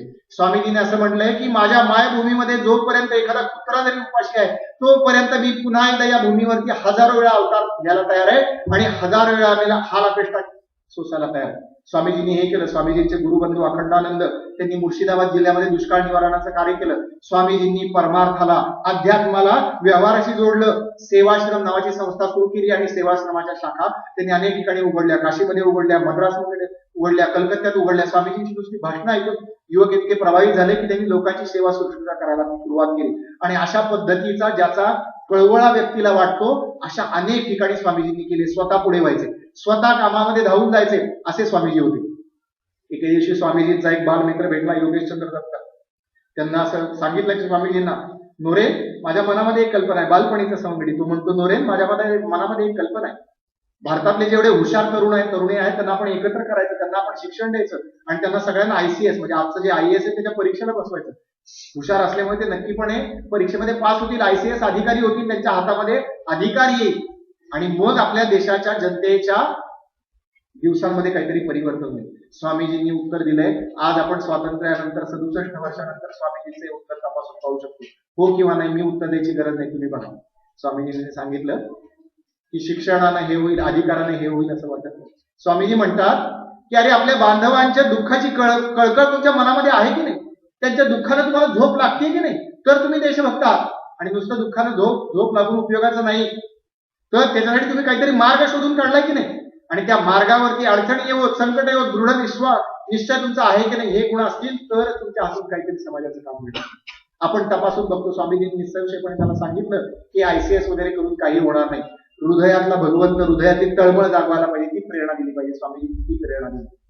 स्वामीजींचं हे चरित्र जेवढं सांगावं तेवढं थोडं आहे. स्वामीजींनी अनेक ठिकाणी अनेक उद्गार काढले, त्यांचे अनेक संदर्भ आहेत, आपण मुळामधनं ते वाचून घेतले पाहिजे. स्वामीजींनी आपल्याला शिकवणी दिल्या. 2 शिकवणींचा मी उल्लेख करेन आणि चरित्राचा हा भाग थोडासा पूर्ण करेन. 2 गोष्टी स्वामीजींनी सांगितल्या. पहिली गोष्ट स्वामीजींनी असं सांगितली की इथून पुढची 50 वर्ष तुमचा एकच देव असलं पाहिजे, तो म्हणजे भारत माता. भारत माता हेच तुमचं दैवत असलं पाहिजे. इतर सर्व दैवत तुम्ही विसरलात तरी चालेल, भारत मातेची तुम्ही पूजा करा. भारत मातेची पूजा करायची म्हणजे काय? भारत माता म्हणजे कोण आहे हो? भारत माता म्हणजे इथले दगड, धोंडे, नद्या, नाले, पर्वत नाही. या भारत भूमीमध्ये राहणारे असंख्य स्त्री पुरुष, या भारत भूमीमध्ये जगणारे असंख्य जीव जंतू, ही म्हणजे भारत माता आहे. त्यांच्यामध्ये परमेश्वर शिकायला बघा. स्वामीजींनी वाङ्मयाला एक वेगळी भेट दिली आहे. आतापर्यंत आपल्याला लक्ष्मीनारायण असा शब्द माहितीये, नवकोट नारायण हा शब्द माहितीये. स्वामीजींनी असं म्हटलं की दरिद्री नारायणाची पूजा हीच नारायणाची पूजा आहे. स्वामीजींचा हा संदेश आहे, भारत मातेची पूजा करा. आणि दुसऱ्या स्वामीजींचं भविष्य वचन आहे, आणि ते भविष्य वचन आता काही वर्षात पूर्ण होईल असं आपल्याला दिसतंय. स्वामीजी असं म्हणतात की मी अत्यंत स्पष्टपणे एक दृश्य माझ्या डोळ्यासमोर बघतोय. आपली भारत माता पुनरपी एका नवचैतन्यानं जागृत झालेली आहे, अत्यंत तरुण झालेली आहे, अत्यंत उत्साहानं ती सळसळत झालेली आहे. चला आपण उत्साहानं आणि अभिमानानं तिच्या आगमनाची घोषणा करूयात. पुन्हा एकदा भारत माता विश्वगुरु होणार आहे. हे स्वामीजींचं वचन आहे, द्रष्ट्या पुरुषाचं वचन आहे. ही दोन वचनं आपण लक्षात ठेवली पाहिजे. त्या दोन वचनांनी स्वामीजींच्या जीवनाचा पराभव होतो. दुर्दैवानं आयुष्यभर घेतलेले कष्ट, वेचलेले कष्ट, गाळलेला घाम, याच्यातून स्वामीजींचं 4 जुलै 1902 ला निधन झालं. आता दुसरा भाग, स्वामीजी एक प्रेरणास्रोत आहेत किंवा नाही या प्रश्नाचं माझ्या परीने मी उत्तर द्यायचा प्रयत्न करतो. स्वामीजींचं एक वचन आपल्याला माहिती, इंटरनेटवरती सुद्धा तुम्हाला बघायला मिळेल. स्वामीजीने असं म्हटलंय, I am voice without thought. म्हणजे मी एक अशारीरी वाणी आहे, मी फक्त एक आकाशवाणी आहे, जिला देह नाही. मी एक विचार आहे, आणि हा विचार आजपर्यंत लोकांना प्रेरणा देतोय असं मला स्वतःला वाटतं. नमुन्यादाखल मी काही उदाहरणं सांगेन की काही जणांच्या जीवनात हे बघायला मिळतं. प्लॅटफॉर्मवरती एक तरुण अस्वस्थपणे निर्धारा घालत होता. रेल्वे यायची वेळ झालेली होती, आणि त्या तरुणाचा एकच निश्चय होता, आजपर्यंत जेवढं काम केलं ते आता पावलं. घरची एवढी दुर्दशा झालेली होती की आता आयुष्यामध्ये जगण्याचा काही अर्थ नाही, आता आपल्याला जीव द्यायचा. या निश्चयानं तो तरुण त्या प्लॅटफॉर्मवरती वेळ निर्धारा घालत होता. आणि आपल्या भारताच्या सुदैवानं, महाराष्ट्राच्या सुदैवानं त्या रेल्वेला त्या दिवशी उशीर झाला. ती रेल्वे जसजशी याला उशीर व्हायला लागला तशी तरुणाची अस्वस्थता वाढायला लागली. कारण जीव द्यायचा, उशीर व्हायला, जीव द्यायचा, इतकं कंटाळलेला. चालत चालत बुक स्टॉलकडे गेला, स्वामीजींचं राजयोग नावाचं पुस्तक घेतलं आणि पानं वाचायला सुरुवात केली. तसं आतला साक्षात्कार व्हायला सुरुवात केली. आणि जसं जसं ती पानं पुढे गेली तशी रेल्वे आली कधी आणि गेली कधी कळलं सुद्धा नाही. आयुष्यामध्ये परिवर्तन झालं, आणि एकच निश्चय झाला की आता इथून पुढचं जगणं आहे ते माझ्यासाठी नाही, इथून पुढचं जगणं हे समाजासाठी. आणि आपण ज्यांना अत्यंत आदराने अण्णा हजारे ओळखतो, त्या अण्णा हजारेंच्या जीवनामधलं परिवर्तन झालं, जीव द्यायला निघाले, त्यांच्या चरित्रामध्ये उल्लेख आहे. आज महाराष्ट्राला नव्हे देशाला अभिमान वाटेल असं कर्तृत्व स्वामीजींच्या विचारांनी भारून. मग स्वामीजी प्रेरणास्रोत आहे का नाही? आपण उत्तर दिलं. स्वामीजींनी शिक्षणावरती भर दिला. स्वामीजींनी असं म्हटलं की कल्पना करा की असे 2 तरुण आपल्या हातामध्ये नकाशे घेऊन गेलेत, आपल्या हातामध्ये मॅजिक लँटर्न, त्यावेळेची साधने ती घेऊन गेलेत, वाड्यांवरती गेलेत, वस्त्यांवरती गेलेत, बालकांना जवळ घेतले आणि त्यांना शिकवतायत. लातूर जिल्ह्यामध्ये आनसरवाडा नावाचं एक अगदी छोटं गाव आहे. अरे गावातले काय, गावाच्या पालाबाहेर आपल्याला माहिती गोपाळ जोशी समाज आहे की जो भटका समाज समजला, तो एका ठिकाणी तो स्थिर राहत नाही. या भटक्या समाजामधला नरसिंग झरे नावाचा योग निश्चय करतो 1997-98 साली की इथून पुढचं आयुष्य आपल्या बांधवांसाठी, आणि तो त्या ठिकाणी वस्तीवरती शाळा सुरू करतो. आणि हळूहळू त्या समाजामध्ये परिवर्तन घ्या. पुण्याच्या जवळ आपण प्रौढच्या दिशेने निघालो की आसदे नावाचं गाव आहे, जिथं शाळेमध्ये जायचं म्हटलं तर मुलांना 2 डोंगर चढावे लागतात, 2 डोंगर उतरावे लागतात. 1.5-2 तास चालल्याशिवाय शाळेत जाता येत नाही, अशी ती डोंगराळ अवस्था. मुंबईमध्ये नोकरी करणारा अनिल व्यास नावाचा एक प्राध्यापक ठरवतो की बाद झाली प्राध्यापकी, भरलं माझं पोट, आता मी चाललो. आणि पुण्यामध्ये येतो, चौकशी करतो, आसद्याला जातो, आणि तिथे स्वामी विवेकानंद शिक्षण प्रसारक संस्था सुरू करतो. आज 15-20 वर्ष त्या प्रयोगाला सुरुवात झाली. स्वामीजी प्रेरणास्रोत आहे का नाही? लातूर सारख्या ठिकाणी ज्याला मेडिकल मधल्या शेवटच्या परीक्षेमध्ये, MS परीक्षेमध्ये 8 पैकी 7 सुवर्ण पदक मिळालेली आहेत, असा युवक 30-35 वर्षापूर्वी ठरवतो की अरे पुण्यात मी हॉस्पिटल टाकलं तर मला पाहिजे तेवढे पैसे मिळतील. परंतु पुण्यात डॉक्टरांची गरज आहे का? पुण्यात डॉक्टरांची गरज नाही. 25-30 वर्षापूर्वीचा मराठवाडा आपण डोळ्यासमोर आणा. मला मराठवाड्यात गेलं पाहिजे, मला तिथल्या लोकांच्यासाठी काम केलं पाहिजे. तिथल्या लातूर शहरामध्ये जातो आणि तिथे स्वामी विवेकानंद रुग्णालय तयार करतो. डॉक्टर अशोक पुढे हे त्यांचं नाव. आज 30 वर्षानंतर त्या रुग्णालयात आपण केव्हाही जाऊ शकतो आणि भेट देऊ शकतो की ज्या स्वामीजींनी लोकांची शुश्रूषा केली, आत्मीय भावना शुश्रूषा केली, तशी शुश्रूषा त्या स्वामी विवेकानंद रुग्णालयात होते का नाही? स्वामी विवेकानंद प्रेरणास्रोत आहे किंवा नाही? आपल्याला असं नटनट्यांचं फार आकर्षण असतं. आपल्याला असं वाटतं की नट पडद्यावर आला, चित्रमालिकांमध्ये काम केलं म्हणजे आयुष्यामध्ये किती झालं. राहुल सोलापूरकरचं नाव या ठिकाणी मी मुद्दाम त्यांचा आदराने घेईन. त्यांनी ठरवलं, त्यांच्याशी मध्ये या निमित्तानं माझ्या बऱ्याच वेळा भेटी झाल्या, त्यांनी असं सांगितलं की मी ठरवलेलं अनेक वर्षापूर्वी ठरवलं की 4 दिवस काम करायचं, 4 दिवसात जेवढं काम होईल आपल्याकडून, त्याचे जेवढे पैसे मिळतील त्याच्यावर मला संसार चालला पाहिजे, तेवढ्यात मला सगळं भागेल. उरलेले सगळे दिवस काय करायचे, 26 दिवस काही मला कुटुंबासाठी द्यावेच लागणार आहे, आणि त्याच्यातून जे उरलेले दिवस आहेत ते मी समाजासाठी देईल. मग अनेक लोकांना ते मुक्त असताना मदत करतात, पुस्तकं वाटतात, औषधं देतात, अनेक संस्थांना पैसे देतात, अनेक ठिकाणी अशी व्याख्यानं देतात, त्याच्यामध्ये परिवर्तन घडतात. मगाशी मी ICS बद्दल स्वामीजींचा दृष्टिकोन सांगितला. ICS अधिकाऱ्यांची म्हणजे आजच्या IAS अधिकाऱ्यांची अनेक नाव आपल्याला घेता येतील. आपल्या जवळचं थोडंसं माहितीचं असणारं मी एक नाव घेईन. इंद्रजित देशमुख नावाचे जलजीवनाचे उपायुक्त म्हणून त्यांनी काम केलं. हे उपायुक्त राहिलेले IAS झालेले आहेत, पण त्यांनी काय केलं की त्यांनी ठरवलं की स्वामी विवेकानंदांचे विचार युवकांच्या पर्यंत पोहोचवणं हेच माझं जीवन ध्येय, त्याच्यासाठी मला काहीतरी करता येईल का, असा निश्चय इंद्रजित देशमुख करतात आणि गेली अनेक वर्ष महाराष्ट्राच्या कानाकोपऱ्यामध्ये जाऊन स्वामीजींचा संदेश पोहोचवतात. स्वामीजी ज्यावेळेला त्यांच्या प्रवासामध्ये जपानला गेले त्यावेळेला स्वामीजी असं म्हणाले की माझ्याकडे जर आज पैसे असते ना, मला पाहिजे तेवढे जर पैसे असते ना, तर मी काय केलं असतं की भारतातल्या तरुणांना आणलं असतं आणि त्यांना सांगितलं असतं की अरे या जपानमध्ये हे कसे स्किलफुली काम करतात, त्यांच्या हातामध्ये कसं तंत्रज्ञान आहे, या तंत्रज्ञानाची तुम्ही ओळख करून घ्या आणि ते तंत्रज्ञान पोटाला घालील, तुम्हाला तुमच्या आयुष्यामध्ये पायावरती उभं करील, असं स्वामीजींनी पत्रामध्ये लिहून ठेवले. त्याच प्रवासामध्ये स्वामीजीच्या मुंबई ते व्हँक्युव्हर या प्रवासामध्ये स्वामीजींची जमशेदजी टाटांशी भेट झाली आणि टाटांना त्यांनी असं सांगितलं की माझी एक कल्पना अशी आहे की भारतामधल्या तरुणांना जे देशासाठी काम करायला शिकेल अशा तरुणांना शिकवायची माझी इच्छा आहे. देशासाठी विज्ञान, समाजासाठी विज्ञान वापरायला शिक्षण देण्याची इच्छा आहे. जमशेदजी टाटांनी स्वामीजींचा शब्द मानला. तोपर्यंत स्वामीजींची विख्यात झालेले नव्हते, कोणतरी एक संन्यासी, परंतु जसं 1893 ची पदवी झाली, स्वामीजींचा प्रभाव सगळ्या जगामध्ये पसरला. जमशेदजी टाटांचं स्वामीजींना 1897-98 मध्ये पत्र आले. स्वामीजींना सांगितले की होय, मी माझ्या पैशातला, माझ्या व्यवसायामधला काही भाग मी काढून ठेवलेला आहे आणि बंगलोर इथं मी काही संस्था सुरू करतोय, इंडियन इन्स्टिट्यूट ऑफ सायन्सेस, त्याचं काम तुम्ही बघावं अशी मला तुमची इच्छा आहे, पत्र उपलब्ध आहे. स्वामीजींनी नम्रपणे नकार दिला, माझं कार्यक्षेत्र वेगळं आहे. परंतु आजही आपण इंडियन इन्स्टिट्यूट ऑफ सायन्सेस बंगलोरला आपण जाऊया. आमिर खानचा चित्रपट आपल्याला 3 इडियट सगळ्यांना माहिती असतो, ते सगळं जे चित्रण आहे ते तिथलं आहे. तिथं प्रवेशद्वारामध्येच हे सगळा प्रसंग मोठ्या फलकावरती लिहून ठेवलाय. स्वामीजींचं मोठं चित्र आहे. भारतातल्या तरुणांना, भारतातल्या शास्त्रज्ञांना प्रेरणा द्यायची आहे की समाजाच्या व्यवस्थेची आहे का नाही प्रेरणा, स्वामीजी आहेत का नाही प्रेरणा, आपण विचार करा. असे प्रेरणास्रोत अनेक सांगता येतील. तरुणांच्या हातामध्ये स्किल असतं, तरुणांच्या हातामध्ये असं स्किल दिलं तर ते अनेकांना पोटाला लावू शकतात. असे पोटाला लावणारे अनेक उपक्रम सांगता येतील. या ठिकाणी मी 2 उदाहरणं सांगितली. पुण्यामध्ये सीड इन्फोटेक नावाची कंपनी आहे. आता पुण्यातच काय तुझा बहुतेक अनेक ठिकाणी त्याचा विस्तार झालेला आहे. सीड इन्फोटेकचे जे संचालक आहेत, ज्यांनी ही कंपनी सुरू केली, नरेंद्र बराटे असं त्यांचं नाव आहे. नरेंद्र बराटे असं त्यांचं नाव आहे. त्यांची वेबसाईट आपण जाऊन बघू शकतो, सीड इन्फोटेकची. त्याच्यावरती मिशन म्हणून स्वामीजींचा फोटो आहे आणि स्वामीजींचा फोटो आणि स्वामीजींचं वचन लिहिलेलं आहे की इथून पुढे लोकांच्या आयुष्यामध्ये चांगलं परिवर्तन होईल, हे आमचं ध्येय आहे. त्याच्यासाठी काही ना काहीतरी करणं. मग ते काय करतात, जे तरुण असतात त्यांना ते ट्रेनिंग देतात आणि त्या ट्रेनिंगच्या आधारावरती तरुणांना चांगल्या चांगल्या नोकऱ्या उपलब्ध होतात आणि त्याच्या आधारावरती ते आपलं चांगलं आयुष्य वेचू शकतात. स्वामीजी प्रेरणास्रोत आहे का नाही? आणखीन एक उदाहरण अगदी जवळच आहे, साताऱ्याचं उदाहरण आहे. हनुमंत गायकवाड नावाचा तरुण आहे. 94-95 साली टाटा टेल्कोमध्ये, तेव्हाची टेल्कोमध्ये मोठ्या पगारात इंजिनियर झालेला आहे आणि त्यावेळेला तो निश्चय करतो की आज आपण नोकरी सोडायची आणि इथून पुढे आपण आपला व्यवसाय सुरू करायचा. व्यवसाय कशासाठी सुरू करायचा, तर आपल्याला पैसे कमी पडतात म्हणून नाही, तर माझ्या गावचे लोक येतात आणि टेल्कोकडे घे की चिकटवू असं सांगणारे अनेक लोक येतात. आता किती जणांना टेल्कोमध्ये चिकटवणार, हे शक्य नाही. आणि यांना शिक्षण काय, ITI झालेले आहेत नाही, त्यांच्या हातामध्ये कौशल्य नाही, 10वी पर्यंत शिकलेत आहेत नाही, माहिती नाही, या लोकांना काय काम देणार? यांना काम मी दिलं पाहिजे, ही प्रेरणा जन्माला आली हनुमंत गायकवाड यांच्या मनामध्ये आणि त्यांनी स्थापना केली, भारत विकास ग्रुपची स्थापना केली, BVG.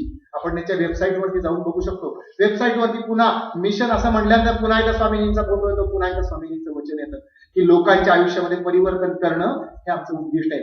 जवळपास 20,000पेक्षा अनेक तरुण त्यांनी कामाला लावले, कारखाना रोजगाराला लावले. आणि आपल्याला अभिमानाची गोष्ट की भारताचे राष्ट्रपती, भारताचे पंतप्रधान याच्यापासून अनेक ठिकाणी त्यांचं हाऊसकीपिंगचं काम आहे, म्हणजे स्वच्छता ठेवायची आणि बाकीच्या सगळ्या गोष्टी करायच्या, अशा अनेक ठिकाणी करतात. आणि सामाजिक जाणीव मनामध्ये जागी असल्यामुळे आपलं एक वेगळं व्यवस्थित लक्षण आहे. आपण ज्यावेळेला तीर्थक्षेत्राला जातो त्यावेळेला आत गेल्यानंतर प्रसन्न वाटतं, एकदम प्रसन्न वाटतं. कुठल्याही देवळात तुम्ही जा, एकदम प्रसन्न वाटतं. देवळाच्या तुम्ही बाहेर पडा, आजूबाजूला बघा, मग काय वाटतं? यात्रा जत्रा झालेली असेल तर मग तर काय बोलायची सोय. यांनी असं ठरवलं की महाराष्ट्राची कुलदैवत असणारी तुळजापूरची भवानी, पंढरपूरचा विठोबा, ज्योतिबा, जेजुरी, कोल्हापूरचा ज्योतिबा, जेजुरीचा खंडेराया, या सगळ्यांची जी स्वच्छता आहे ती मी विनामूल्य करून, त्याचा एक पैसा घेणार नाही. तो माझा धंदा नाही, तो माझा व्यवसाय नाही, मला व्यवसायात भरपूर पैसे देतात, पण मी हे समाजाची सेवा म्हणून करेन. असं अनेक ठिकाणी ते चालवतात. स्वामीजींनी प्रेरणा दिली का नाही दिली? स्वामीजी प्रेरणा स्रोत आहेत का नाही? अशी सांगता येण्यासारखी अनेक उदाहरणं आहेत. आपल्याला असं वाटतं की प्रपंच सोडायचा, अण्णा आधारेसारखं देवळात जाऊन राहायचं, यादव बाबाच्या मंदिरात इथलं एखादं मंदिर शोधायचं, तिथं जाऊन राहायचं आणि कामाला सुरुवात करायची. नाही, बंधू भगिनींनो, मित्रमैत्रिणींनो, अतिशय मनापासून मी विनंती करेन, असे अनेक लोक आहेत की ज्यांनी आपला संसार पण सांभाळला, पण संसार सांभाळता सांभाळता त्यांनी ठरवलं की अरे संसाराची मर्यादा कुठपर्यंत. अशोक कुकड्यांनी ठरवलं की एवढ्यातच संसार चालेल. हनुमंत गायकवाडांनी ठरवलं की एवढ्यातच संसार चालेल. नरेंद्र बराटेंनी ठरवलं एवढ्यात संसार चालेल. सगळ्यांना अन्न आधारे होता येणार नाही, सगळ्यांना घरदार सोडून जाता येणार नाही, परंतु कुठेतरी वेग आखायला शिका, कुठेतरी वेग आखायला शिका. स्वामीजींची अशरीरी वाणी आपल्या सगळ्यांना आवाहन करतेय, आपल्या सगळ्यांना सांगतेय, भारत माता ही तुमचं दैवत आहे. भारत मातेची पूजा हीच तुमची पूजा आहे. ही पूजा आपण सगळ्यांनी मनापासून ध्यानात घेतली पाहिजे. मग आपण काय करू शकतो? मला स्वतःला असं वाटतं की स्वामीजींचं चरित्र आपल्या सगळ्या पिढीपर्यंत पोहोचलं पाहिजे. माझी जी वेदना आहे, मग त्या मुलीला मी पुढे काय केलं? मला सुरुवातीला मी जी आठवण सांगितली, त्या मुलीला मी माझ्याजवळचं पुस्तक दिलं, त्याने हे वाच तू पहिल्यांदा आणि मला सांग तुला कसं वाटलं. त्या मुलीला मी पुस्तक दिलं आणि मी त्यावेळेला ठरवलं की जिथं शक्य असेल तिथं भाषण द्यायला जायचं, जिथं शक्य असेल तिथं तरुणांना जायचं. मी पुण्यामध्ये अनेक लोकांना सांगितलं की स्वामी विवेकानंदांच्या वरती व्याख्यान कुठंही तुम्ही सांगा, 5-10 तरुण असतील तरी चालतील, कुठेही कुठल्याही वेळेला तुम्ही सांगा, मीच येईन असं नाही. असे 15-20 जणांची यादी मी केली. त्यांच्या सगळ्यांशी मी बोललो की आपल्या स्वामीजींचा विचार त्यांच्यापर्यंत पोहोचवायचा आहे. आणि मी असं खुलं त्यांना सांगितलं की हिंदी, मराठी, इंग्लिश या तिन्ही भाषांमध्ये स्वामीजींचं चरित्र सांगायला तुम्ही म्हणाल त्या वेळेला, म्हणाल त्या ठिकाणी माणूस देण्याची माझी जबाबदारी मी माझ्या वतीनं केलं. आपल्याला ती प्रेरणा जागवावी असं वाटतं. स्वामीजींच्या आयुष्यावरती अनेक पुस्तकं आहेत. कथा विवेकानंदांच्या म्हणून एक छोटंसं पुस्तक आहे. 30 रुपये, आपण सहज बाहेर पडलो, 2-3 कप चहा पिला, वडापाव खाल्ला की संपून जातो. 30 रुपयाचं पुस्तक आहे. आम्ही आपल्या मुलीचा वाढदिवस प्रेमानं करतो. त्या मुलीच्या वाढदिवसाला मी रिटर्न गिफ्ट देतो. हल्लीच एक पद्धतीप्रमाणे मी रिटर्न गिफ्ट देतो. आम्हाला असं करता येईल का? रिटर्न गिफ्ट म्हणून हे स्वामीजींचं पुस्तक त्या मुलींना देता येईल का? पै पाहुण्यांना युगनायक विवेकानंद, ही सगळी पुस्तकं मी आज मुद्दा मांडली. 20 रुपयाला, 30 रुपयाला अशी सगळी पुस्तकं. युगनायक विवेकानंद, युगनायक नावाचं चरित्र 20 रुपयाला चरित्र. हे चरित्र मी माझ्या पै पाहुण्यांना देऊ शकतो का? असं आपण ठरवू शकतो. माझ्या बघण्यावर मी स्वतः हा उपक्रम केला. मी अनेकांना हे दिलं की हे तुम्ही वाचा. आपण पै पाहुण्यांना देऊ शकतो. 20 रुपये, 30 रुपये, 200, 400, 500 रुपये हे काही जड नाही आजच्या काळामध्ये. आपण देऊ शकतो कधी, हा विचार पोहोचवला पाहिजे. आणि ज्यांना असं वाटतं की स्वामीजींचा संदेश आम्हाला कळायचा आहे, त्यांच्यासाठी मी आणखीन एक पुस्तक काढलंय. सहस्त्रकाची हात म्हणून एक पुस्तक आहे. स्वामीजींची प्रसिद्ध असणारी किंवा योग्य असणारी या कोलंबो टू वालनोरा पुस्तकाची 5 भाषणं त्याच्यामध्ये आहेत. मद्रासमध्ये दिलेली 4 आहेत आणि एक लाहोरमध्ये दिलेलं 5. अशी 5 भाषणं. आणि अधिक ज्यांनी ते पुस्तक काढलं आणि त्यांची प्रेरणा, ज्यांची विवेकानंद केंद्राची प्रेरणा, विवेकानंदांच्या नावाने काम सुरू झालं. कन्याकुमारीला गेला तर भव्य असं शिला स्मारक उभं राहिलं. नुसतं मंदिर उभं केलेलं नाहीये स्वामीजींचं. अरे तुम्ही नागालँडमध्ये जा, तुम्ही मिझोराममध्ये जा, तुम्ही मेघालयामध्ये जा, विवेकानंद केंद्राचे कार्यकर्ते सहकुटुंब तिथे शिक्षक म्हणून काम करतात, तिथे डॉक्टर म्हणून काम करतात, तिथे नर्स म्हणून काम करतात. विवेकानंद केंद्राचे हजारो कार्यकर्ते देशभरामध्ये काम करतात. स्वामीजी प्रेरणा स्रोत आहेत की नाही?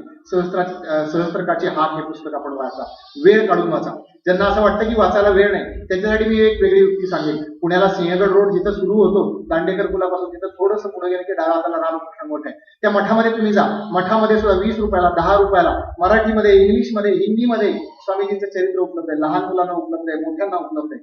आपण आपल्याला योग्य असं ते विकत आणा. आपण स्वतः वाचा, आपल्या मित्रांना आग्रह करा, आपल्या घरातल्यांना सांगा, सगळ्यांना वाचा, सगळ्यांना भेट द्या. दुसरं आजच्या काळात एक करता येतं, ते म्हणजे स्वामीजींची भाषणं ही टेप केली, दुसऱ्याच्या आवाजामध्ये रेकॉर्ड केली की स्वामीजीच बोलतात असं कल्पना करून समीरण वाळवेळकर यांच्या आवाजामध्ये मराठीमधली भाषण रेकॉर्ड केली. त्याची सीडी आहे, इंग्लिशमध्ये सीडी आहे, मराठीमध्ये सीडी आहे. आपण जाता येता मोबाईलवरनं गाणी ऐकत असतो, कॉम्प्युटरवरती आपण गाणी ऐकत असतो. केव्हा तरी स्वामीजींचे शब्द थेट आमच्या कानावरती पडू द्या, थेट आमच्या ईश्वराला, थेट आमच्या मधल्या माणसाला ते आवाहन करूया, ते आम्ही ऐकू शकतो. स्वामीजींच्या वरती आधारित असा चित्रपट येऊन गेला, आपण चित्रपट बघायला जाऊ शकतो. स्वामीजींच्या जीवनावरती आधारित भारत एक खोज नावाच्या मालिकेमध्ये 50 मिनिटाचा एक एपिसोड दाखवण्यात आला 25-30 वर्षापूर्वी. तो माझ्याकडे आहे. ते असे आपण दाखवू शकतो. वेगवेगळ्या मार्गाने स्वामीजींचं जीवन आपण समजावून घेऊ शकतो, दुसऱ्यांना सांगू शकतो आणि आपली मर्यादा ओळखून, आपल्या अक्षमता ओळखून त्याच्यामध्ये आपण पुढे जाऊ शकतो. हे एक नम्र आवाहन अगदी हात जोडून मी या ठिकाणी आवाहन करतो आणि काव्यपंक्तीने माझ्या बोलण्याचा समारोप करतो. स्वामीजींचा संदेश कवितेच्या मध्ये कवीने उतरवला. मकरंद शांताराम यांनी कवितेमध्ये उतरवला. भारत माता हीच देवता, भारत माता हीच देवता, नित्य करारे तिचेच पूजन. भारत माता हीच देवता, नित्य करारे तिचेच पूजन. इतर दैवते विसरा सध्या,